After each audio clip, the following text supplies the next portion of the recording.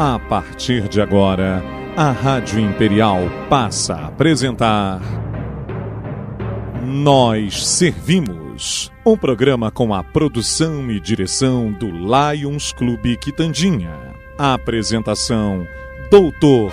Paulo Magno.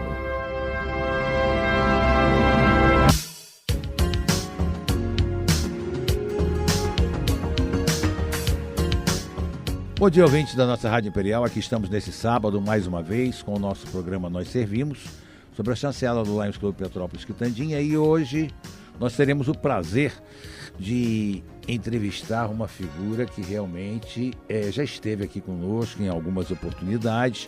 Nós já tivemos a oportunidade de bater papos sobre política nacional, sobre política estadual, sobre política municipal. E agora ele está investido na cadeira de secretário municipal de Meio Ambiente. Nosso amigo Fred Procópio. Bom dia, Fred. Eu não vou te chamar de Frederico, porque ninguém sabe quem é Frederico Procópio, né? Todo mundo conhece o Fred Procópio. Bom dia, Fred. Bom dia, doutor. É verdade, todo mundo chama de Fred. Primeiro agradecer o convite do senhor para estar aqui no programa, agradecer ao Lions, à Rádio Imperial. É sempre um prazer poder estar aqui com vocês. É isso aí, Fred. Como é que foi a tua campanha para vereador? Olha, esse ano foi uma eleição bastante atípica, né? A legislação... Você teve uma votação expressiva. 2.000 votos, 2.000 votos. 1984, para ser mais preciso. Se a gente contar um a um, é difícil, não é fácil, não, né? Tarefa dura. Mas graças a Deus, né? Foi uma eleição bastante atípica, né? A gente veio de uma reforma, uma mini reforma política, né? Funcionou como teste na eleição municipal. Foi uma eleição tão complexa, tanto para prestação de contas, quanto para arrecadação de campanha, impressão de material, tudo que você puder imaginar de burocracia foi criada para essa eleição no intuito de tentar amarrar melhor essas questões envolvendo dinheiro, recurso de campanha, por causa desses escândalos todos que a gente vem assistindo aí. Só que com isso ficou difícil declarar para a campanha quanto que você estava recebendo de ajuda. Então, o mecanismo, por não ter funcionado muito bem, já está sendo rediscutido na Câmara 2 anos após, né? 1 ano e meio após a mini reforma que foi feita para a eleição de 2016. Né? A gente está em 2017 e já estão rediscutindo o modelo eleitoral para poder adaptar para a eleição de 2018. Então, assim, foi um modelo que não funcionou muito bem. A eleição ficou muito curta, né? Foi 1 mês e meio. Por um lado, isso é bom, porque diminui o gasto da campanha. Exatamente. Né? Mas o modelo de financiamento, só pessoa física, se mostrou meio frágil, né? A pessoa física só ela doando. O que aconteceu aí pelo país afora, se a gente buscar em decisões judiciais, se percebe que a pessoa era funcionária de alguém, de uma grande empresa, que queria doar para a campanha do candidato e não podia, aí pediu para os seus funcionários cada um doar um pouquinho e a empresa, na verdade, é que estava patrocinando. Isso ficou evidenciado numa série de candidaturas ao longo do país. Né? É terrível isso, né? Porque a gente vê que a lei existe e a pessoa consegue burlar, dar uma volta em cima e fazer da mesma forma com que era feito antes, né? Exatamente. Mas assim, com relação à minha eleição, foi uma eleição boa, tranquila. Foi legal, né? Foi bastante tranquila. Fiquei muito aqui na porta em frente ao obelisco, ali na porta do banco ali, parado, eu, minha família, minha noiva, minha mãe, meu padrasto, os amigos mais próximos, todo mundo ajudando, né? Eu tenho um perfil de voto de opinião, então minha campanha é muito concentrada assim, no centro. Ver as pessoas que eu já conheço, gente que já votou em mim na outra eleição, gente que me conhece, que me vê trabalhando, que conhece por causa da faculdade, da UCP, que me conhece porque estudou comigo no liceu, ou que me conhece porque é do Carangola e me viu nascendo lá. Então, eu tenho um voto que já é um voto conhecido. Eu não uso da máquina da publicidade ostensiva, como normalmente a gente vê numa campanha, com cabos eleitorais contratados e tudo nas comunidades, para poder alavancar a campanha. Né? Se eu tivesse tido essa estrutura, certamente teria ganhado a eleição. Né? E como não tive, fiquei em primeiro suplente com 2.000 votos. Pois é, mas está aí como primeiro suplente e agora você foi, face a isso, convidado a ser secretário de Meio Ambiente. Exatamente. Né? Da nossa prefeitura, né? Ô Fred, quais as suas prioridades no cargo? Doutor, a gente chegou na Secretaria de Meio Ambiente.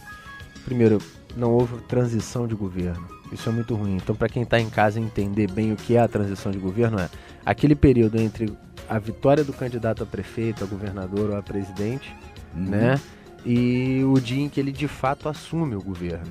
Então há uma vacância aí de 2 meses.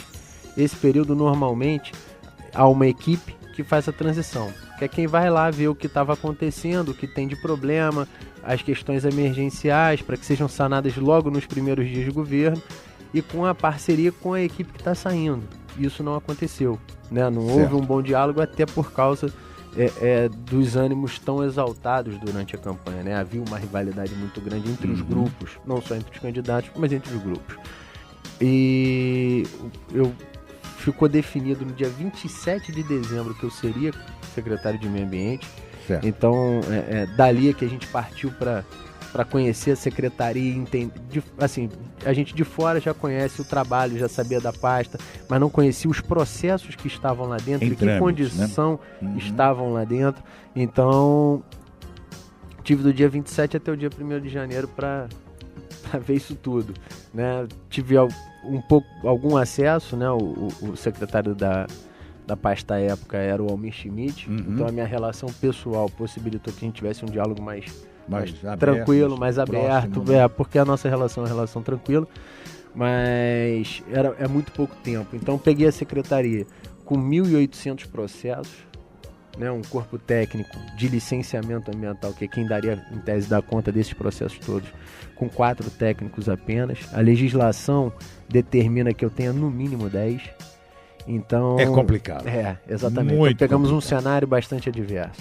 Tinha um fiscal para a cidade inteira, para todos os crimes, para todas as ocorrências. Por isso que a cidade está cheia de problemas e ninguém consegue ver, exatamente. Né? Porque quando vê já está pronto, não tem exatamente. mais tudo. Aí é terrível. Né? Então, a primeira medida qual foi? Vamos retomar, né, o corpo técnico que a gente precisa, que em tese é o que a secretaria deveria ter. Vamos trazer mais fiscais, chamei mais um fiscal do concurso, remanejei mais um fiscal da Secretaria de Fazenda, né, da Posturas para o Meio Ambiente. Hoje já temos os 10 técnicos no licenciamento ambiental, vamos receber mais 2 agora, até o final de setembro. Então vou atingir 12 técnicos, o que vai me dar uma certa estabilidade, não diria nem uma tranquilidade, mas uma estabilidade para a gente poder tocar o volume de processos que a gente toca lá com a celeridade com que o requerente precisa. Porque você vê, as pessoas falam assim, mas o meio ambiente não podia autorizar isso, o meio ambiente não podia autorizar aquilo.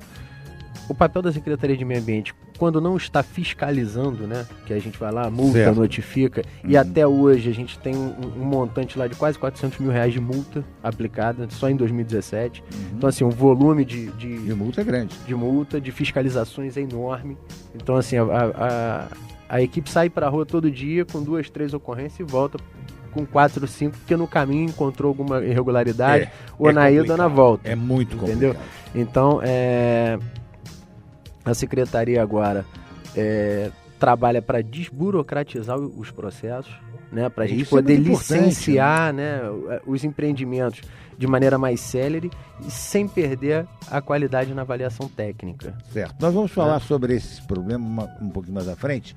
Apesar do curto tempo que você está à frente da secretaria, o que foi implantado em Petrópolis nessa sua nova gestão, além, logicamente, do que você já falou, que foi o aumento do número do quadro de fiscais? De fiscais e de técnicos de licenciamento, né? Bom, a gente tem uma série de coisas que a gente elencou. Por exemplo, hoje Petrópolis é a capital da cerveja, né? A capital estadual da cerveja. E o trâmite de licenciamento de uma cervejaria do porte da cervejaria Imperial, da cervejaria Itaipava, era exatamente igual ao trâmite de uma cervejaria artesanal, salvo alguns detalhes que surgiam ao longo do processo de avaliação. Então o próprio técnico dizia, olha, eu vou precisar de mais isso aqui, tendo em vista o porte da cervejaria. Mas tirando essa particularidade mais técnica, o requisito de documentos para licenciamento era exatamente igual. Então, para você ter uma noção, uma cervejaria artesanal que está operando já até aqui no Valparaíso, entre a instalação dela, a licença de instalação dela, que demorou 2 anos para sair, e a licença de operação dela demorou mais 2 anos e meio, 4 anos e meio. Isso é muito tempo, isso é muita coisa. Isso, né? É perder competitividade, pois né? Isso é perder emprego, perder renda, exatamente, né? Perder tributo. As pessoas se desentusiasmam, né? Sim, perdem até o ânimo de tocar aquilo ali, né? Então, assim, a gente criou para esses casos específicos, né? Para cervejarias, esse processo, né? Dessa cervejaria do Valparaíso chegou a ter 144 páginas de documentos. Nossa Senhora. Hoje a gente faz a mesma avaliação com 15 itens que dão em torno de 50 páginas no máximo. Quando tem muita informação, dá 50 páginas no máximo. Com a mesma qualidade técnica, com o mesmo rigor de análise, só que de maneira clara. Você precisa trazer isso. Trouxe aquilo tudo, o cara não volta para casa com mais uma listinha com mais 2, 3 itens. Que era o que acontecia. Ele levava tudo que tinham pedido. Ah, mas acho que precisava de mais um documento de não sei da onde. Então, acabamos com isso. Formatamos um processo novo e criamos a licença ambiental simplificada, que hoje custa 40% do que custaria um licenciamento normal, isso é importantíssimo, né, para uma indústria pequenininha, tá, né, que vai ter 2, 3 funcionários, não é isso? O licenciamento ambiental custava ao todo R$12 mil em média. Vai custar 4. Poxa, a diferença é sensível. Se for uma microempresa, vai cair para 3. Então, assim, tem um tratamento diferenciado na questão tributária para incentivar o cara a se regularizar, né? E tem um trâmite mais célere, porque além da documentação ter sido simplificada, a licença ambiental simplificada é o quê? Ela supre a necessidade da licença prévia, da licença de instalação e a de operação. Então a gente vai pegar a empresa, o empresário, vai sentar com ele e vai dizer, ó, antes de você botar um parafuso aqui, um prego nessa sua obra, vamos fazer uma coisa? Se licencia. Aí ele licencia tudo. Porque tá barato e tá ágil. Ele licenciou tudo em um único ato, uma única certidão, eu emito para ele a licença que ele já pode começar a operar. Então ele sai dali, ele sai do 0 a 100 em 3 segundos, entendeu? Ele faz 3 etapas numa licença só. A praticidade se tornou mais efetiva, exatamente. Né? Então esse é um projeto. A gente tem uma série de coisas, por exemplo, peguei lá uma série de processos que tinha medidas compensatórias, né? A pessoa vai se instalar, seja com uma empresa ou com um empreendimento habitacional, precisou suprimir lá 10 árvores. Ele precisa fazer medida compensatória disso, no mínimo 3 vezes, e cuidar daquelas árvores plantadas por no mínimo 3 anos. Quando nós pegamos a secretaria, tinha quase 50 processos desses, sem a compensação. Dava mais de 1.000 mudas de árvores. Então, o que a gente fez? Pegou, achou um lugar, destinou todo mundo para esse lugar, e hoje lá ficou uma área reflorestada graças a essa medida que a gente fez. Então, tem uma série de projetos caminhando com relação à ONU. Estamos fazendo um convênio agora com a ONU e com a Fiocruz, através do professor Dr. Marcelo, para fazer um monitoramento de todo o saneamento básico e de toda a água do município. Então nós vamos falar sobre isso já. Vamos. Está havendo por parte da Secretaria uma campanha de conscientização para a população de nossa cidade com relação ao meio ambiente? Olha, o setor de educação ambiental tinha sido extinto. No meio do ano passado, no final da gestão... Mas eu até estranho isso, porque nós do Lions fizemos um projeto, um anteprojeto, né? O projeto quem faz é o vereador. Nós fizemos um anteprojeto, apresentamos a um vereador que foi aprovado, inclusive, pela Câmara Municipal, obrigando a disciplina de meio ambiente no currículo escolar. E aí você veja que contrassenso, né? Na hora da reforma administrativa feita no final do ano passado, pelo antigo governo, pela antiga gestão, o setor de educação ambiental tinha sido extinto. Pois é, quer dizer... Então a gente recriou o setor, isso, né? A gente recriou o setor. Hoje, a gente, apesar da estrutura precária, que ainda é precária, né? Você vê, a gente fez uma reforma administrativa em que criamos esse setor, apesar de ter enxugado a máquina, né? Diminuiu 180 cargos comissionados. Isso faz falta na hora da mão de obra do dia a dia, faz falta. Dúvida. Mas era uma escolha necessária. O prefeito precisava fazer isso, cortar aqueles penduricalhos políticos e focar só na questão técnica. Tanto que a minha secretaria, a gente conseguiu diminuir pessoal, né, cortando administrativos e tudo, e ir abrindo mais espaço para biólogos, engenheiros florestais, engenheiros químicos, engenheiros civis. Corpo técnico. Corpo técnico para atingir esses 10 que a gente precisava.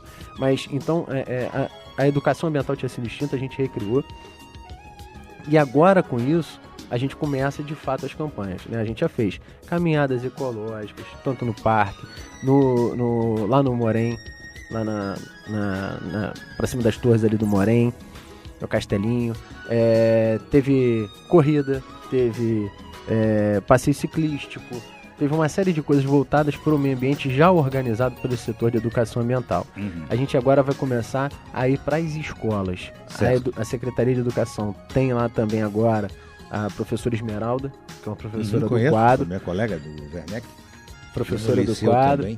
E a professora Esmeralda é quem cuida da educação ambiental lá. Então a gente está fazendo uma dobradinha com a Secretaria de Educação para começar a levar para as escolas de novo o trabalho da educação ambiental. Tivemos no Carangola agora essa semana passada, tanto na Escola Dom Sintra quanto na Escola São Geraldo. A área do Carangola é uma área boa, eu nasci lá, conheço aquilo tudo. Então assim, tem área verde muito boa, tem muitas trilhas, tem muita coisa que dá para fazer lá e a gente vai desenvolver algumas coisas nisso. Quais são os maiores problemas ambientais da nossa cidade e o que seria preciso fazer para minimizá-los ou acabar com eles de vez, Fred? Olha, no período de verão, o nosso maior problema ambiental são as enchentes e as barreiras, né, ocasionadas boa parte das vezes por causa de ocupação irregular, você sabe por causa de poluição das ruas. Você é bem mais novo, talvez você já tenha visto. Ali é onde a gente sai da Hermogênio Silva e pega a indústria, o local ali chamava-se Piquenique. Se você olhar para o lado direito, é sua casa. Descendo, cara, eu me assusto com aquilo. Porque antigamente aquilo era verde. Agora aquilo foi tomado, não tem mais aonde botar casa uma em cima da outra. Eu fico apavorado quando começa a chegar o verão. Eu digo, meu Deus do céu, que Deus proteja todo mundo que está ali. Porque eu tenho medo daquele treco começar a despencar. Se aquilo desce, vai ser igual ao Friburgo. É igual o Morro do Bumba lá em Niterói. Exatamente. E é até bom tratar disso, porque hoje pela manhã o prefeito anunciou, fez uma entrevista coletiva, né, de imprensa, para anunciar o Fique em Dia, para as pessoas pagarem os seus impostos, quem está devendo, quem está devendo IPTU e tudo. E me lembrei disso porque a gente está firmando um convênio com a APA Petrópolis, né? Quero até deixar um abraço. Eu vou falar com você Sérgio sobre a APA. E para o Vitor da APA, né? A Priscila, Felipe, todo mundo. Porque o município está firmando um convênio em que vai fazer um sobrevoo, são vários sobrevoos, 2 meses de sobrevoo com drone especializado que a APA tem. O sistema vai ser todo processado pelo LNCC e a Secretaria de Desenvolvimento Econômico está participando disso, a Coordenadoria de Gestão Estratégica, a Secretaria de Fazenda, porque com esse sobrevoo o drone vai mapear direitinho as casas e vai identificar se, por exemplo, você tem uma casa que originalmente tinha 90 metros quadrados e aí fez um puxadinho lá porque seu filho cresceu e tal, casou, tá com filho, precisava de mais um canto lá, deu uma crescidinha para trás, ninguém viu, você também não declarou, né? A fiscalização de obra não pegou, agora a tua casa tem 150 metros quadrados. Essa diferença o drone vai mapear e a Secretaria de Fazenda vai cobrar. Então, todas essas casas que a gente vê, dessas ocupações irregulares, tudo isso já foi mapeado pelo mapeamento de risco da Defesa Civil e com esse sobrevoo, todo mundo vai ter que se legalizar, vai ter que se regularizar. Não vai ter jeito, né? Entendeu? O verão se aproxima. A nossa cidade está preparada para as chuvas de verão, Fred? Olha, a gente... De verdade, não. Não, porque a gente tem um passivo muito grande. Em que sentido? Por exemplo, o túnel Palatinato, o extravasor do túnel do Palatinato, que é um problema sério. É um problema sério, eu já denunciei, já falei. Mas é um problema de quantos anos? Tenho muito medo daquilo. Né? Então, assim, precisava ser refeito o túnel extravasor. Porque tem casas em cima. Tem casas em cima, né? Tem uma série tem problemas estruturais ali que precisam ser tratados. A gente teve em Brasília com o ministro das cidades, Bruno Araújo, que coincidentemente até do PSDB, do meu partido, e o ministro falou assim, ó, esquece, esse convênio aqui pode esquecer, porque isso não vai sair. A gente, por quê? Não, a presidente Dilma assinou, aprovou projetos aqui nessa área que no montante financeiro daria 108 anos do orçamento do Ministério das Cidades. Então assim, é cheque sem fundo para todos os municípios. Todo mundo que estava contando com esse tipo de obra de saneamento para poder fazer essas intervenções em rio, em margem de rio, em dragagem, todo mundo que contou com isso, vindo recurso direto de Brasília, pode esquecer porque 108 anos de orçamento de qualquer coisa é muita coisa. Lógico. Né? Se pegar 108 anos do que eu, em tese, vou ganhar com o meu salário, é impagável. Eu não tenho como fazer essa dívida e quitá-la. Então, a gente teve que reescrever o projeto, porque eles simplesmente baixaram uma portaria e anularam todos. Criaram outros critérios, anularam os antigos e estão admitindo os novos. Então, o prefeito esteve em Brasília com a gente participou da reunião junto. Porque quem chega na frente leva primeiro, né? Não tem jeito, tem que ser. Agora é um momento de articulação e de unir as forças, né? Então, hoje Petrópolis não está preparada porque a gente precisava dragar esses rios, a gente precisava cuidar do Palatinado, a gente precisava que as pessoas se conscientizassem, isso não vai dar tempo de fazer em 3 meses, de que não dá mais para jogar lixo no chão, porque aquilo entope o bueiro, e o bueiro é o que vai alagar a rua, entendeu? Então, a gente não conseguiu fazer todas as intervenções e cada vez se torna mais improvável que se consiga executar isso na velocidade que seria necessária, das contenções que teriam que ser feitas na cidade para evitar o deslizamento de terra. A gente tem muitas áreas apontadas em Petrópolis de risco alto e altíssimo. Eu entrevistei aqui um geólogo e entrevistei também o professor Luiz Fernando Hansen e olha, eu fiquei assustado com as declarações dele, porque realmente a gente fica apavorado de ver como nossa cidade é vulnerável. Tá vulnerável demais, e com esse passivo enorme, a gente é uma decisão antipática, né? Porque todo prefeito quer dizer sim para todo mundo, todo secretário quer dizer sim para todo mundo, todo vereador quer dizer sim para todo mundo, mas chegou um momento em que a gente precisa ser responsável. E aí você dizer, olha, aqui você não pode mais construir. Mas pô, eu sou teu amigo, a gente se conhece há muito tempo, votei em você na eleição. Amigo, se você construir aqui, amanhã eu tô indo no teu enterro, é melhor você construir. Exatamente. Entendeu? Então assim, o momento hoje, para as chuvas, é um momento delicado, né? Petrópolis ainda vai viver essa realidade durante muito tempo. O esforço até nosso com o Ministério Público, uma ação de 2004, que agora que a gente está dando retorno, a gente mapeou todas as áreas de risco, né, através da Defesa Civil, e a Secretaria de Meio Ambiente, em parceria com o Ministério Público, o Dr. Charles, está propondo um cronograma de revegetação dessas áreas.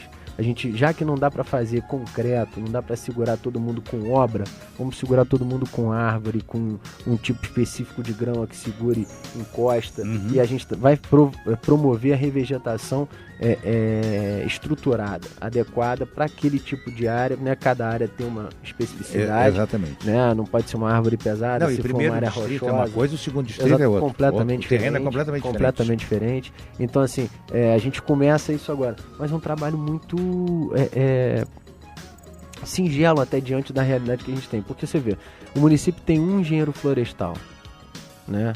A gente tem outros biólogos, tem mais 3 biólogos lá, mas um engenheiro florestal, para ele fazer o projeto disso tudo, e a gente com alguns camaradas lá da Condep poder fazer o plantio dessas árvores, a gente tem as mudas, tem as árvores, tem tudo, só que a área é muito grande, extensa, né? São pequenas áreas em quase todas as comunidades da cidade. Então assim, a demanda de trabalho é uma demanda extremamente densa, extensa, e que precisaria de um outro tipo de força de trabalho, entendeu? Tinha que ter, 3, 4 engenheiros florestais só focados nisso, 24 horas por dia, para a gente entregar um resultado significativo, entendeu? E ainda ter que contar com a ajuda da natureza, de aceitar as mudas ali, regenerar aquelas mudas, da sociedade, exatamente, da sociedade.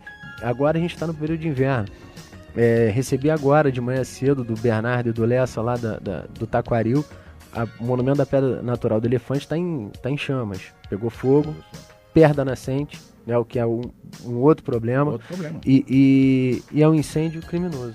Não foi por motivo natural. Isso já é tem que é o a pior denúncia ainda. de quem é que foi lá Isso é fazer. que é o pior e tudo. ainda. Um Então, cara assim, desse tem que ser fuzilado. Exatamente. Porque não é possível que ainda tenhamos pessoas que não tenham consciência da importância que é a gente deixar a natureza verde. Porque enquanto nós estivermos destruindo o nosso planeta, nós vamos pagando preço caro por isso. Né? Exatamente.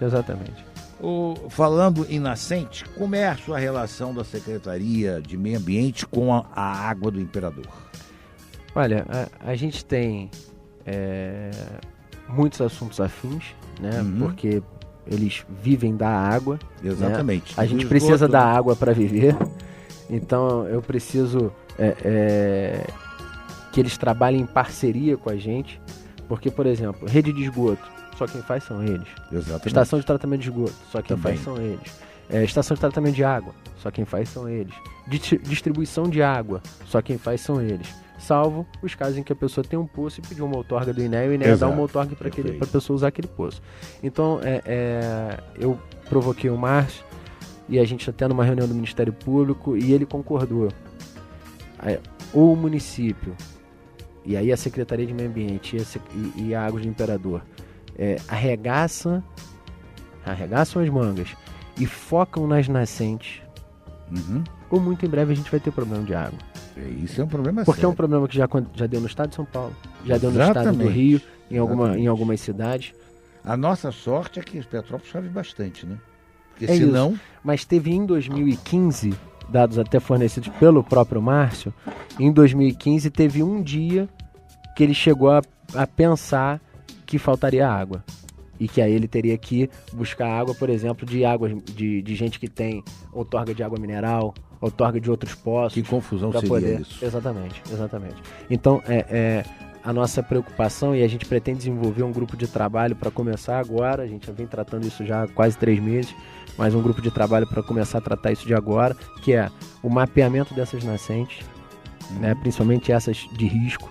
De risco por quê? Taquaril, tem lá Monumento da Pedra do Elefante, é uma área muito quente, né? Posse, Pedro do Rio, são áreas muito quentes, propícias a incêndios, incontroláveis, porque, né, enquanto aqui agora tá frio e tá chovendo, tem os malucos que botam. Enquanto aqui tá frio e tá chovendo agora, lá provavelmente não caiu uma gota. E tá pegando fogo lá. Então, Taquaril, Bonfim, Caxambu. Caxambu é uma área extremamente delicada, que a gente precisa olhar com muito carinho. Estivemos conversando com os produtores rurais. O Caxambu é que abastece o centro todo. Exatamente. E a gente esteve conversando com os produtores rurais. Eles tiveram umas desavenças num momento pretérito com a Águas do Imperador. A gente já reajustou isso, sentou todo mundo, conversou, todo mundo entende a dificuldade. O Leonardo Faber da Emater é um parceiro dentro desse projeto, que é o quê? A gente identificar as propriedades, fazer a instalação do sistema de irrigação para diminuir o desperdício de água. Porque isso é que não pode haver. Exatamente. Diminuir o desperdício de água, incentivar o cara que está perto da nascente e que, em tese, plantaria ali naquela área, a revegetar aquilo ali para garantir que ele vai ter água e que as pessoas que estão abaixo dele também terão, que é o centro da cidade inteiro, né? E tratar o esgoto dele. Que, em princípio, não seria uma rede de tratamento de esgoto, mas seria fossa-filtro nas residências. Então, a gente... o Márcio já topou esse desafio.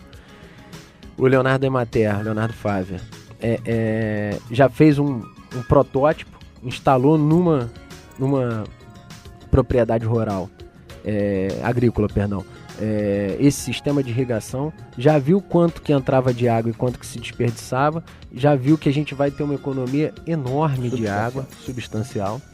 E agora eu pretendo levar isso para o Conselho Municipal de Meio Ambiente, né? Tem um Fundo Municipal de Conservação Ambiental, para que o fundo subsidie a questão de equipamento disso, porque a mão de obra, a Águas do Imperador vai ceder e a Secretaria vai ceder. Então a parte operacional a gente já achou o corpo técnico, quem é que dá, e a mão de obra que vai até lá cuidar daquilo também. Só que a gente precisa do equipamento. E o equipamento a gente pretende fazer com recurso do fundo, pretendo apresentar isso nas próximas reuniões do Conselho. Perfeito. Ô Fred, o nosso município dispõe de infraestrutura adequada, recursos humanos e financeiros para assumir o licenciamento ambiental? Hoje sim.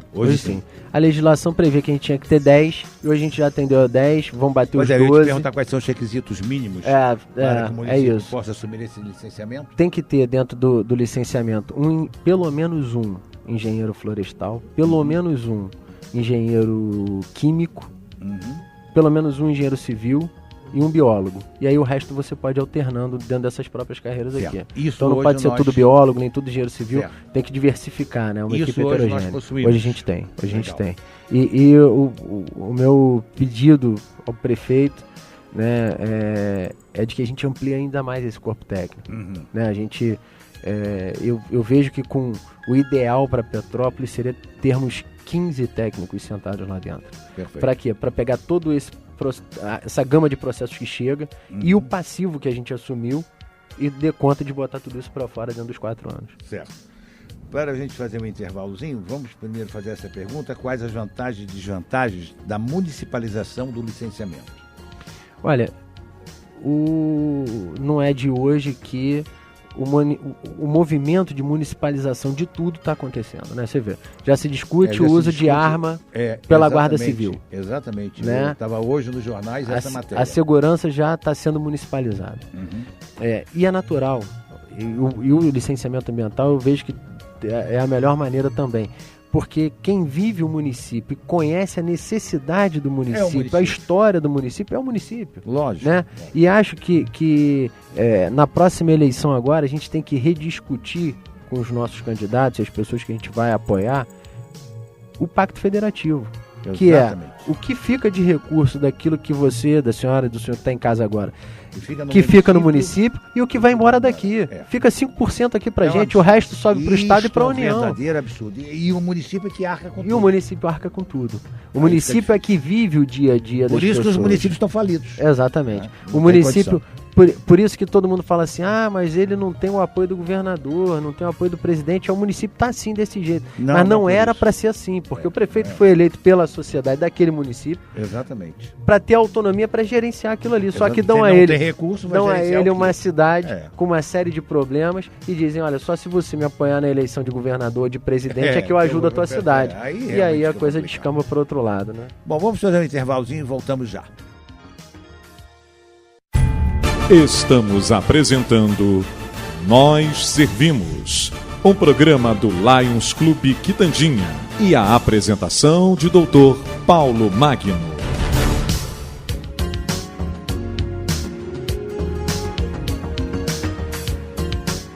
Bom, estamos de volta com o nosso programa Nós Servimos, hoje entrevistando o secretário municipal de Meio Ambiente, Fred Procópio. Ô Fred, quais os parceiros e os órgãos que trabalham junto à Secretaria para a realização de um bom trabalho frente à Secretaria? A gente tem muita interface com a Águas do Imperador e com a Condep.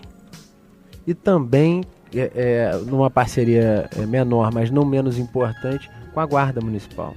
Né? A Guarda hoje ajuda muito na questão da fiscalização, por causa do grupamento de proteção ambiental, no combate, inclusive, de incêndios, em caso de enchente, o grupamento de proteção ambiental ajuda. A Guarda hoje, como todas as secretarias e de todos os governos desse país, acredito eu, passa por um momento delicado porque o efetivo está muito pequeno, por uma demanda muito grande, que é aquilo que a gente vinha falando antes do intervalo, que é a municipalização cada vez maior da segurança, né? A gente vê a Polícia Militar num esforço tremendo para manter Petrópolis segura, como Petrópolis sempre foi, né? Graças a Deus, né? O Rio de Janeiro tomado pela marginalidade, barbaridade, um troço como tá, e Petrópolis, graças a Deus, ainda vem mantendo um índice de segurança bastante satisfatório. Só que com um número de efetivo ainda congelado desde lá de trás. Se é que não perdeu, porque a gente só vê gente, é petropolitano, passou no concurso da polícia, está trabalhando onde? Na UPP da Rocinha, na UPP de não sei da onde, na UPP do não sei da onde. tudo no Rio de Janeiro. Tudo no Rio. Então, você vê que a gente tem muita gente fora da cidade, que o ideal era que estivesse aqui trabalhando aqui. Conhecem a cidade. Conhecem aqui, a família conhece os malandros da cidade, a malandragem toda. Então, né? a Guarda Municipal passa pelo mesmo momento. Porque à medida em que o governo não tem recurso para fazer a gestão completa da administração como deveria fazer, acaba tendo que enxugar. Pois é, uma coisa que eu tenho reclamado muito, Fred, são justamente as câmaras de segurança, que eu acho que tem que ser instaladas em maior número, em maior quantidade, e fazer o que as outras cidades estão fazendo, né? Que monitoram tudo aquilo e conseguem acompanhar de perto o problema das cidades, o que está acontecendo, para que elas possam intervir a tempo. Né? A gente teve até uma reunião recente agora para tratar sobre... Friburgo está com isso e Petrópolis não tem uma coisa dessas, né? O custo não é um negócio muito barato. Mas o efeito é excelente. Eu acho que até os próprios comerciantes ajudariam nesse sentido, porque é para a segurança deles também. Né? Eu acho que o centro histórico não tem como se gerenciar, governar, gerir o centro histórico sem isso. Não tem como. Nos tempos em que a gente vive, isso é inviável. Agora, foi até uma proposta, numa conversa que a gente teve com a FGV, de colocar isso dentro do escopo de uma parceria público-privada, que envolvesse iluminação pública, câmeras de segurança, rede de internet, né, uma coisa, Wi-Fi no centro, alguma coisa nesse sentido, que ainda está sendo estudada, ainda é uma coisa muito embrionária, mas que... Eu espero que seja feito ainda no governo do prefeito. Se Deus quiser será, se Deus quiser será. Né? Mas então assim, a minha maior interface é a CONDEP e a Águas do Imperador. Né? Está à frente de uma secretaria de tamanha importância como é a Secretaria do Meio Ambiente, em um município com todas essas particularidades que nós sabemos que Petrópolis tem os seus prazeres, mas também, é claro, tem os seus desafios, né? Qual o maior desafio e o que tem sido mais exigido de você e de toda a tua equipe? Nosso maior desafio, o nosso desafio diário são os processos. A gente dá essa celeridade que eu vinha falando. Mas o nosso maior... Vocês encontraram um volume de processos passivo muito grande. Mas o nosso maior desafio é conseguir deixar um legado, né, da gestão adequada dos resíduos sólidos. Você vê, uma política nacional, a lei de 2010, com prazo de 2 anos para todos os municípios se adequarem. Em 2012 ninguém conseguiu, prorrogaram para 2014, ninguém conseguiu. A gente está em 2017 e agora que a gente está começando. A gente acabou de reinstalar uma cooperativa da Marli, a Cooperativa Esperança, lá em Cascatinha. Enquanto que nos países da Europa, cooperativa é uma coisa que já existe há muito tempo, está mais do que consolidado. A gestão do resíduo sólido já está, e aí resíduo sólido, entenda, tudo aquilo que pode ser reaproveitado, e inclusive aquilo que não tem como aproveitar. Até a gestão daquilo que não tem como aproveitar, a gente faz de maneira inadequada, né? O ideal era que o município pudesse incinerar o seu lixo. O ideal era que o município fizesse a triagem de todo o lixo antes dele sair da casa da pessoa, porque a pessoa bota a sacola de lixo do lado de fora e acha que aquilo vai para um universo paralelo, aquilo evapora, sumiu e vai para algum lugar o além, para o umbral, para o purgatório, seja lá para onde for. Não vai. Aquilo vai para o terreno do lado. Né? Isso está aqui, está em Pedro do Rio, está ali pertinho da gente. Então, eu acho que o maior desafio da gente é enfrentar, né? E aí acho que são 3 eixos nossos, né? A questão das nascentes, porque essa é uma marca que a gente precisa deixar, porque isso dá uma sobrevida, exatamente. Né? Isso dá uma sobrevida à cidade que hoje a gente vê com uma certa dificuldade, né? A gestão dos resíduos sólidos e esgoto, que também é uma preocupação, apesar de que Petrópolis hoje figura no estado como a 3ª melhor em saneamento básico. Então, diante de todos exatamente, né? Diante de toda a diversidade que a gente enfrenta, né?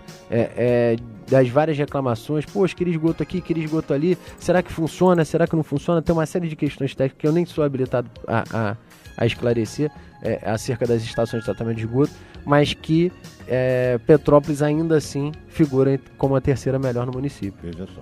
No estado, perdão. Pelo menos, né? Uma preocupação constante da municipalidade é a questão do aterro sanitário. Tá? O que tem sido feito em relação a isso? Já que nós começamos a falar sobre lixo, isso é muito importante porque é uma preocupação também constante, né? Vimos no governo passado aí gestões de fechar, de lacrar, de não sei o quê, de gente presa e mais não sei o quê, uma confusão terrível acerca disso. Hoje o lixo domiciliar, né, o resíduo sólido, está indo para Três Rios, um aterro privado que opera lá. O nosso aterro de Pedro do Rio vai passar por uma terceirização para ser remediada a área. Então vai ser uma área toda reflorestada, vai ser gramado, vai virar campo de futebol, vai fazer quadra, vai fazer horto, vai ter uma série de coisas lá, como se faz em países da Europa, Estados Unidos e etc. O ideal, e aí eu retomo aquilo que eu vinha falando, é a gente conseguir avançar com a educação ambiental, conseguir avançar com as cooperativas. A Condep, aí um abraço para o Wagner e para o Salgueiro, apontou um norte agora aqui pra gente. O lixo é uma coisa tão rica, exatamente, né, Fred? Exatamente. Quantas pessoas enriqueceram com o lixo, meu Deus do céu. Exatamente. Não é possível que em 2017 nós ainda estejamos despejando lixo e deixando tudo para lá. Né? É isso. Alguma coisa é fonte de riqueza até para o próprio município. Não entendo isso. Claro. E eu tô até mandando um abraço aqui pro Wagner e pro Salgueiro. A gente teve uma reunião recentemente e eles estão com o Wagner, projetos. eu já chamei ele aqui, mas ele tá fugindo de mim. Acho que ele tá com medo de mim. Aí, Wagner, fica o convite, hein? Ao vivo, hein? Mas o que acontece? Nós tivemos uma reunião e eles apontaram um cenário pra gente delicado, né? Que é a arrecadação versus a despesa do lixo. Né, que cada vez vai crescer mais a despesa. A arrecadação, como é vinculada ao IPTU, né, lá no IPTU vem lá a taxa de limpeza urbana, que é a taxa do lixo. Isso, exatamente. Né? Se a gente não recolhe o IPTU de todo mundo, mas recolhe o lixo de todo mundo, essa conta não vai fechar. Nunca. É impossível. É impossível. Né? Então, eles apresentaram esse cenário e apresentaram um norte, que seria a instalação de ecopontos nos bairros, principalmente nas comunidades. Que é o que? O camarada leva lá o seu lixo, né, o seu resíduo sólido já separado, depositou lá, receberia um desconto na conta de luz dele, automático. Colocou lá, quando chegar a conta de luz já vem deduzido aquele valorzinho lá do coisa. É um grande incentivo. Não resta dúvida. É um grande incentivo até a educar a sociedade do como o lixo é um negócio rico, né, uma coisa lucrativa. A outra é retomar com as escolas, e aí eu preciso da parceria com a Secretaria de Educação, com o Anderson Juliano, com a professora Márcia, subsecretária, com a professora Esmeralda, para a gente retomar nas escolas o projeto de reciclagem, onde a escola era um ponto de apoio da comunidade, né? Recebia um retorno financeiro para projetos da escola, de acordo com o que ela arrecadava. Então, esses dois eixos são os eixos que a gente vai trabalhar mais fortemente. Tem uma coisa que é impopular, mas que é necessária, que são os grandes geradores de lixo, né? Esses têm um tratamento diferenciado pela legislação, pela Política Nacional de Resíduos Sólidos, em que ele não vai pagar mais aquela taxinha para a prefeitura, ele vai ser obrigado a contratar um camarada que vai dar destino para o resíduo dele. Então ele sai do filão da coleta comum, porque ele gera muito mais do que qualquer um de nós, né? E passa a ter um tratamento diferenciado onde ele vai ter que se virar com o lixo dele e pagar o custo do que ele gera de lixo. Então, a gente vai ver muitos supermercados, lanchonetes, condomínios tendo um tratamento diferenciado. Pois ainda hoje eu vi na internet e fiquei assustado com uma fotografia em que um local, uma fazenda de laranjas, de produção de laranjais, a fábrica que faz o suco de laranja jogando as cascas de laranja no terreno. Uma montanha de casca de laranja. Eu digo, mas o que é isso? E é uma coisa que pode ser, inclusive, aproveitável, porque é fonte de energia. É simples. Eu digo, gente, eu não consigo entender como que se desperdiça tanto nesse país. E esse mesmo cara que provavelmente joga ali a casca de laranja de maneira inadequada, Se ele desse ela um tratamento, fizesse lá a compostagem, ele teria adubo. Exatamente. Se bobear, ele não usa casca de laranja e compra o adubo industrializado para poder botar na terra dele mesmo. Né? Como é que a pessoa faz uma barbaridade dessa, né? Você está então formando parceria também com as escolas da nossa cidade, Fred? Com as escolas públicas, a secretaria, através da Secretaria de Educação, e sem eles isso é impossível, né? Eles precisam ajudar a gente nisso, para que aquilo ali volte para que conscientize também as crianças, porque elas são o futuro da nossa cidade. Exatamente, né? exatamente. A gente estava lá nessa visita no Colégio São Geraldo, lá no Carangola, o nosso educador ambiental, o Anderson, virou e falou para as crianças assim: de quem é aquela montanha ali atrás? E a montanha fica dentro do terreno de uma empresa. Ou melhor, por trás do terreno de uma empresa. Aí o pessoal, da empresa X, falaram o nome da empresa. Aí ele olhou para mim e falou para mim assim, aí ele no meu ouvido falou assim: esse é o sentimento de pertencimento que falta em todo mundo. E aí de fato a gente viu isso ali. Aí ele falou: então nós vamos fazer uma coisa. A gente vai adotar aquela montanha agora e vamos cuidar dela. O que vocês acham da gente cuidar da montanha? Crianças, né? Adoraram a brincadeira, querem fazer. Então tá montando trilha pra ir lá, pra eles conhecerem, plantar árvore e tudo. Aí virou e falou assim, a diretora virou e falou: vocês sabem o que o secretário de meio ambiente faz? Aí uma das crianças falou assim: protege a natureza. Ela, isso, muito bem e tal. Aí conversou, falou: esse é o fulano e tudo, falou o nome da criança, brincou com ele. Aí o menininho ali da frente, sentadinho, uns 5, 6 anos, mas virou na hora assim pra mostrar que ele também sabia igual amigo, né? Ele falou: tio, já bem peguei uma natureza na mão. Aí eu ri, todo mundo riu. Aí eu falei assim: mas deixa eu ver o tamanho da sua mão. Aí ele abriu a mão, uma mãozinha pequenininha, né? Eu falei: mas era a natureza pequenininha, né? Ele falou assim: era desse tamanhozinho assim, ó. Mostrou as duas mãozinhas juntas. Então a gente vê que as crianças se envolvem e compram a ideia de pronto. Exatamente. Né? O que e falta elas que é levam para dentro de casa e muitas vezes chamam a atenção dos pais para o problema maior, que é justamente a conservação da nossa natureza. Exatamente. O Fred, a educação ambiental tornou-se um ponto obrigatório em projetos, sejam públicos ou privados, em várias cidades. Ela está sendo levada a sério aqui na nossa cidade? Doutor, a gente ainda tem muito para avançar nisso, mas com a fiscalização cada vez mais rígida. Eu cheguei a aplicar uma multa agora de R$146 mil. Então, vocês, assim, e as pessoas estão pagando. De exemplo. E as pessoas pagam. É isso que é importante. Porque aqui no Brasil nós temos mania de aplicar multa e elas não são cobradas. Aí fica aquele negócio lá majestoso, como nós temos aí o problema do imposto de renda, pessoas devendo bilhões de reais e o governo precisando de dinheiro. Agora não executa, não sei porquê, não adianta, não faz. A legislação ambiental...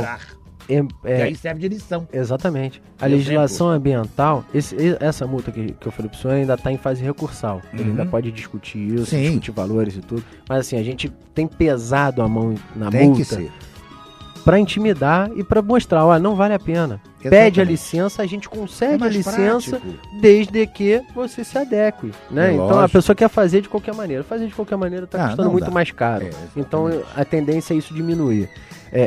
Agora, o que acontece? As multas na legislação ambiental têm uma força maior do que, por exemplo, na legislação de obras. Primeiro, nossa base de cálculo é infinitamente maior. Né? É maior do que a de postura, é maior do que a de obras, é maior do que qualquer outra multa que, acredito até da fazenda. Nossa multa é maior. Segundo, a responsabilidade lá é solidária e objetiva.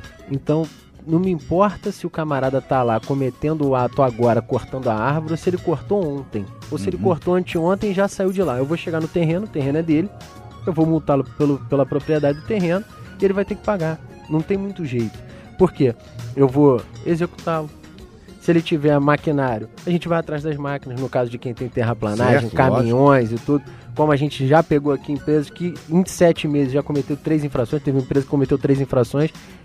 3 infrações já pode até pedir música no Fantástico, se fosse uma coisa boa. Mas como é uma ruim, não dá nem pra gente dar esse espaço para ele. Mas em 7 meses, né, inteirando agora o 8º, uma mesma empresa reincidiu em 3 multas, duas delas bastante grandes, tá? Bastante grandes.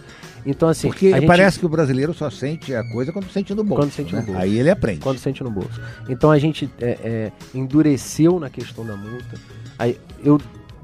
Quem trabalha comigo sabe disso. Eu dou muita autonomia pro corpo técnico. Avaliar tecnicamente. Pouquíssimas coisas lá são questões políticas. Questão política lá para mim a gente tem um empreendimento grande que precisa acontecer, tá na fase final e só falta boa vontade de fazer isso aqui andar. O cara já cumpriu todos os requisitos. Isso é uma interferência política que a gente que eu coloco lá, falo, isso aqui precisa sair daqui, a gente precisa autorizar ele a fazer ou não autorizar. Tá pronto para autorizar? Ah, não, tá pronto para autorizar, mas a gente tava sem carro, tava sem tempo, tava sem gasolina, tava sem isso, sem aquilo, e aí a gente prioriza aquilo ali para que aquilo ali aconteça. Agora, em momento nenhum, nem eu, o prefeito, o vereador, qualquer um que seja, virou e falou assim, poxa, mas essa multa tá muito cara, a gente precisava fazer diferente, o cara é nosso amigo, pô, a gente vai prejudicar o cara. Ninguém nem se envolve, porque sabe que a legislação ambiental tem um caráter tão pesado, né? Você vê, tudo no meio ambiente que é crime. Aí não vale a pena. Crime, exatamente. Crime de quem cometeu e crime do gestor que não gerenciar aquilo ali adequadamente. Então, assim, o prefeito entendeu a responsabilidade que é aquilo, a ponto de falar assim, a gente vai botar o asfalto numa rua X. Dizem que aqui é área de APA. Liga pro Fred, não, para tudo e liga pro Fred. E aí ligar, a gente olhar no mapa, realmente, é uma área que tem uma discussão judicial e tudo. Não, volta, tira o asfalto daqui, vai fazer o tapa-buraco lá em outro lugar. E nem mexer, entendeu? Porque todo mundo já entendeu a complexidade que é.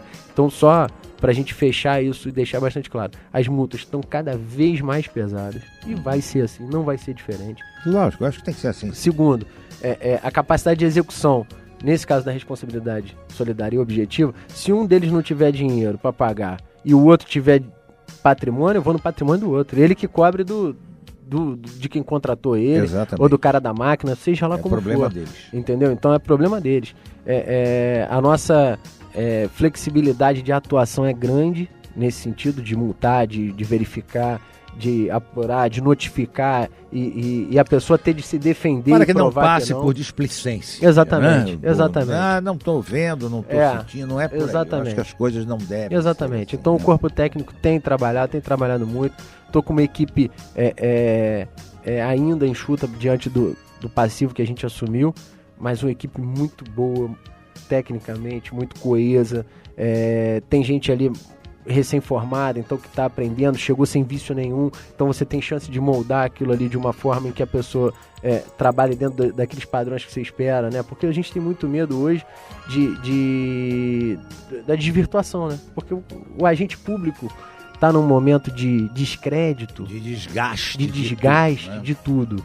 Então, quando a gente traz alguém novo que nunca passou por aquilo ali, a pessoa olha o processo e senta e vê, e senta com o jurídico, e senta com a diretora e tudo. Então você fica mais seguro para entregar qualquer coisa na mão dela, que você vê que a pessoa está tendo o mesmo tato, o mesmo zelo, o mesmo carinho que você teria com o processo, né? E com a questão em si. Então, assim, a secretaria vai educar mais por causa do setor de educação ambiental que volta a existir, e vai educar mais porque a fiscalização saiu de 1 para 3, pretendo chegar a 4 antes do final do ano, fiscais, e está atuando, está multando, está notificando, as multas estão sendo aplicadas, tem gente que já foi lá e já pagou, tem gente que está recorrendo na esperança de diminuir, não conseguiu diminuir. Aproveitando então, assim, esse ensejo do que você está atuando falando, firme, né? Se alguém, por acaso, vir ou ver alguma coisa que está acontecendo de errado e quiser denunciar, tem algum telefone que a pessoa possa entrar em contato, Fred? 2233-8180. Olha, isso é importante. 2233-8180. E 2233-8177. 8180, se quiser tratar de causa animal, nesse ramal você também fala de causa animal, maus tratos animais, ou qualquer coisa relacionada ao tipo.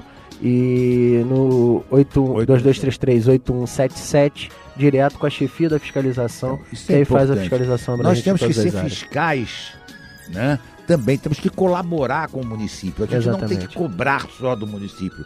Nós temos que dar a nossa parcela de contribuição.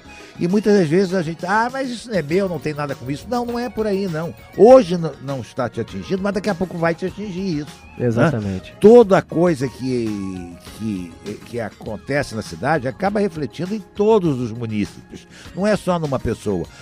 Atinge a toda a população. Não e no momento de... A nossa sociedade é uma sociedade de uma história sofrida, né? Exato. A gente, graças a Deus, nunca passou por guerras e tudo, Sim. Mas a gente vem de um fluxo de vai melhorar e de repente piora muito grande, né? Uma reincidência de dificuldades financeiras. Isso normalmente atinge as classes mais baixas da sociedade, né? Classe C, D e E é quem mais sente esse impacto da inflação, da alta dos preços e tudo. Então a gente tem o carinho de olhar e falar assim, poxa, ele tá fazendo ali um puxadinho, mas cara, o cara trabalha tanto, precisa de uma casa pro filho e tudo. É bom deixar claro que a prefeitura em momento nenhum quer prejudicar aquele cara ali. Exato. Né? A gente não vai chegar lá e aplicar nele uma multa para executar, tirar ele de casa, tomar o carrinho que ele comprou, a televisão que ele acabou de comprar. Nada disso. Mas a gente precisa, no mínimo, orientar ele do que ele pode e do que ele não pode. Para ele, aquele camarada que está construindo em cima da sua casa, ali por cima da sua casa, amanhã não esteja descendo com a casa e tudo em cima de você. Como já assistimos aí. Né? Já várias vezes. Fred, há possibilidade de ter crescimento econômico aliado à preservação ambiental? Sem dúvida. A gente vê hoje empresas, o tema assim, essa empresa é sustentável, isso já virou quase que uma bravata. Tem muita gente que fala isso porque a empresa, ele acha que não... Exatamente, virou marketing institucional. Eu colaboro, a minha empresa é verde, eu tenho certificado verde. A gente vê muito blá blá blá. Mas, de certa forma, com o licenciamento ambiental municipal, com o corpo técnico adequado, todo empreendimento que chega passa por um crivo muito criterioso, né? A análise documental é muito densa, a pessoa tem que apresentar viabilidade de tudo. Água da chuva, né? Só para as pessoas terem a noção da magnitude da análise.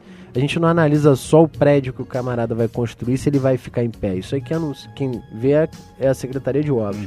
O meio ambiente vê o seguinte: você tinha um terreno aqui que era só terra e vegetação, seja ele capim ou algumas árvores e tudo. Agora você vai botar concreto nele. Essa água que esse terreno vai deixar de absorver da chuva vai escoar para onde? Aí mora o perigo. Entendeu? E aí ele vai dizer assim, não, a gente está fazendo aqui uma reserva, uma cisterna com uma reserva de 20% do que chover, durante tantas horas a gente consegue armazenar.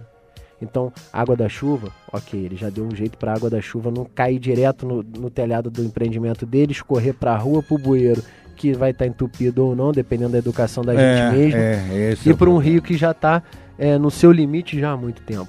Né?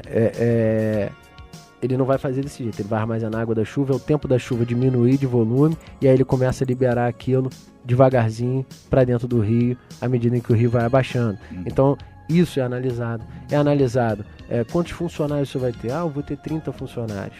Quando todo mundo der a descarga, quando todo mundo usar a pia para lavar a louça, para escovar o dente, isso vai para onde? Todo mundo fizer isso de uma vez só, que ninguém transborda. Não tem talvez, não precisa nem chover. É só as pessoas usarem o vaso sanitário, dar descarga, usar a pia, tomar banho, pronto, já temos inundação da Coronel Veiga. Então, isso passa por uma análise. Como é que vai ser tratado isso? Como é que ele entra... Aliás, da onde, primeiro de tudo, da onde vem a tua água? Eu tenho abastecimento da água do Imperador. Ou não, eu tenho um poço. E se o poço é outorgado? O INEA sabe que você tem esse poço? Monitora quanto que você gasta de água aqui? Mas a água é minha, esse poço é antigo. Não, eu sei, o poço é antigo. Mas a água, primeiro, tem que atender a sociedade, tem que atender o bem coletivo. Depois ela atende o individual. Senão eu vou ficar lavando carro, lavando calçada e tudo, e o outro do lado morrendo de sede ali no Nordeste, que aqui é nosso vizinho. Exatamente. Né? Tá dentro do nosso país, não é um estrangeiro, é o Nordeste, faz parte do Brasil. Então a gente verifica de onde vem a água a capacidade de abastecimento dessa água, a rede que vai receber essa água, ver a quantidade de funcionários que ele vai ter, o que ele vai produzir ali dentro, o que ele vai gerar de resíduo. Então, por exemplo, uma oficina mecânica e lava-jato são coisas difíceis de se licenciar, por mais absurdo que pareça, porque você fala, o negócio funciona normalmente no fundo de casa e tudo, esse é o problema, porque funciona no fundo de casa, funciona irregular, porque lava-jato trabalha com óleo, com lubrificante, com detergente, com água à vontade. Pra onde? Exatamente. Da onde vem essa água e para onde vai o que sai dela com detergente, com óleo, com aquele lubrificantezinho de pneu para deixar o pneu pretinho, aquela coisa toda. Para onde isso está indo? Qual é a maneira que você está tratando isso? Oficina mecânica, a mesma coisa. Como é que você troca o óleo? Como é que você lubrifica o motor? Da onde está indo esse óleo? Vai para o mesmo bueiro que vai a água? Tá errado. Então, assim, a gente faz toda uma adequação do projeto do cara, desde as coisas mais simples até os empreendimentos mais complexos. Então, eu vejo que a causa ambiental ganhou muita força e vai ganhar muito mais, né? À medida em que a gente vê o estado do Texas passando o que está passando lá nos Estados Unidos, terrível, dias e dias de chuva. Para ter uma noção, no Petrópolis, quando passou junto com São José, Teresópolis e Friburgo, essa chuva de 2011 foram 400 milímetros. Nos Estados Unidos, em 4 dias, foram 1.000 milímetros. Não, então, assim, absurdo. É absurdo, é um negócio... É normal? Não, não é normal. Não é normal, mas acontece. Um desequilíbrio tem ali. Qual é o desequilíbrio? Certamente ambiental, né? Lógico, não vou entrar na questão de aquecimento global, sim ou não. Não. Mas há um desequilíbrio, né? Toda vez em que a gente asfalta uma rua que era de paralelepípedo, que drenava a água, essa água que não foi drenada vai descer para algum lugar. Apesar que eu sou muito a favor do asfaltamento, porque esses nossos paralelos aqui nessa cidade estão eles precisavam de uma manutenção para poder botar alinhado, porque senão parece que você está andando numa camelo. Terrível, né? E aí, pior ainda vem essas concessionárias de telefonia, abrem o buraco e quando colocam, eu não sei, eles tiram 300 paralelepípedos. Depois, na hora de colocar, sobram 100. Eu não sei o que é. Parece criança. Sobra. Eu fazia isso com os motores de carrinho quando eu era criança. Eu desmontava para ver como é que era. Quando eu montava, nunca mais dava certo. Consegue, né? É o que eles fazem. Fred, nós vamos ter que terminar aqui. Olha, eu vou te convidar para sábado que vem a gente fazer a continuação desse nosso programa. Com o maior prazer. Porque nós temos muito papo aqui ainda. Tem muitas perguntas ainda a serem feitas. Então eu quero que você, sábado que vem, venha de novo aqui e a gente vai continuar esse bate-papo. Pode ser? Com o maior prazer. Então, os nossos microfones para a sua despedida de hoje. Bom, quero agradecer ao Lions novamente, agradecer o senhor pelo convite, agradecer a todos os parceiros lá da Secretaria de Meio Ambiente, né, tanto o corpo técnico, os funcionários, ao prefeito Bernardo Rossi, que me confiou essa missão, né, uma missão bastante complexa nos tempos de hoje, aos parceiros que ajudam a Secretaria, que é a Condep, a Águas do Imperador, que a gente tem muito assunto afim, tem muito problema que é meu e da Águas, que é meu e da Condep, que a gente acaba tendo que se unir para poder resolver. E agradecer o espaço, o carinho, os ouvintes, né? Pela audiência de sempre. Encontro as pessoas na rua, falam, te ouvi na rádio. Pô, obrigado, parabéns. É importante que a nossa rádio é a mais querida da cidade. Com certeza, né? Sem dúvida. Então nós vamos ficar por aqui hoje, nos comprometendo. No sábado que vem vamos continuar esse bate-papo com o Fred Procópio, secretário municipal de Meio Ambiente, porque temos ainda muitas perguntas a fazer ao Fred sobre a pasta dele. É uma pasta de tão grande importância que a gente realmente estamos tendo que desmembrar aqui, porque é muito assunto a ser perguntado. Um abraço a todos os nossos ouvintes, um nosso carinho especial ao Zé Roberto Gabrich, que está sempre nos ouvindo aí, a Conceição e a nossa companheira Eunice Maia Catunda, que não falha a sua audiência aqui ao nosso programa. Um abraço a todos, obrigado ao William, ao Lucas na técnica, e sábado que vem nós estaremos de volta com mais um programa Nós Servimos e continuando a nossa entrevista com o Fred Procópio. Até lá, fui!